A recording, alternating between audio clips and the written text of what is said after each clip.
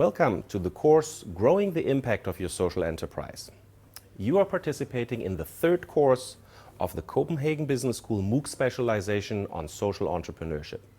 My name is Kai Hockertz and I'm Professor of Social Entrepreneurship at the Copenhagen Business School.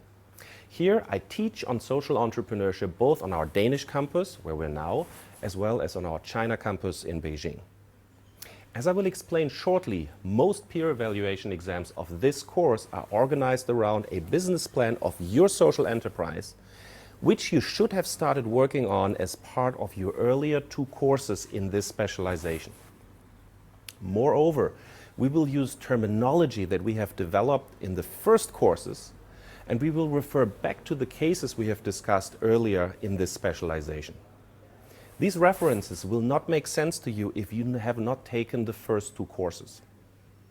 Thus, if you have not yet participated in the first and second course of the specialization, then I strongly suggest that you first take the time to enroll in those two courses before you participate in this one. What we are going to do over the next 5 years is look at the following topics. Firstly, we will talk about social impact assessment. This is an important topic if you want to make sure that you're actually achieving your social mission as you implement your business plan.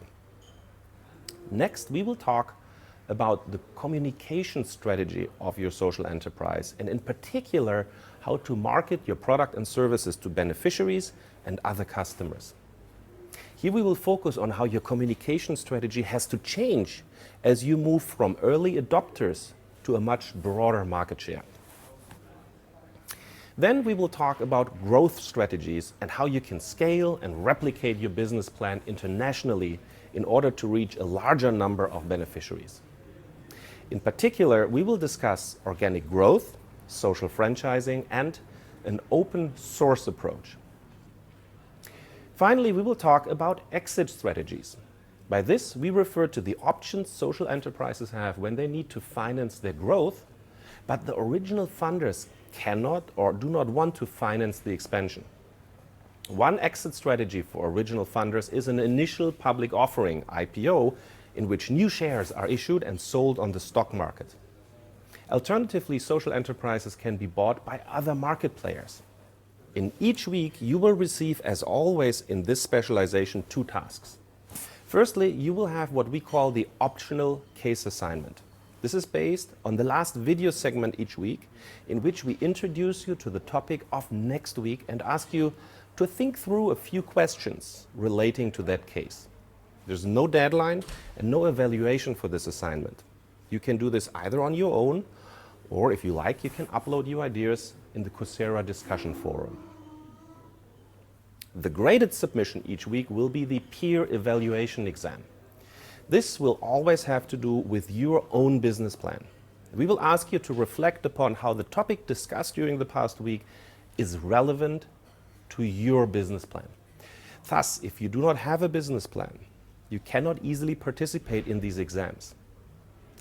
After you have submitted your own exam answer, you are required to come back to evaluate the answers of several of your peers. This process is important since it allows you to compare your own submissions against those of your peers. Take advantage of this opportunity. Please note that there can be no deadline extensions, even for very good reasons. On the other hand, we have designed the course so that you can still pass if you miss one or possibly even two exams for as long as you do well on the other exam submissions. Our peer evaluation scale, as you should know by now, has 4 grades, which are as follows. 0 means I could not see how this submission relates to the assignment question.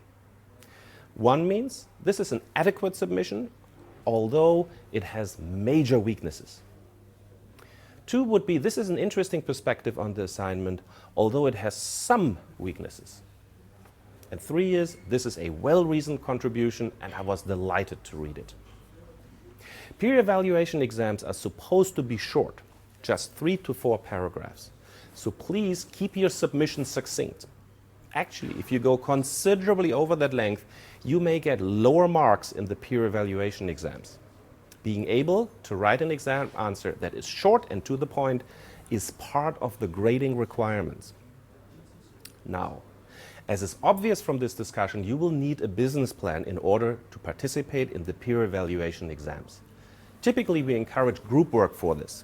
Most of you will probably continue with the business plan from the first and second course of this specialization, and you will most likely do this with the same team that you have worked with in the past courses. However, if your group has disbanded, or you no longer want to work on the topic from the first two courses, then you are welcome to join a different group.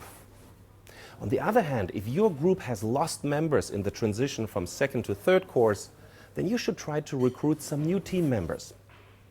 Use the discussion forums for this.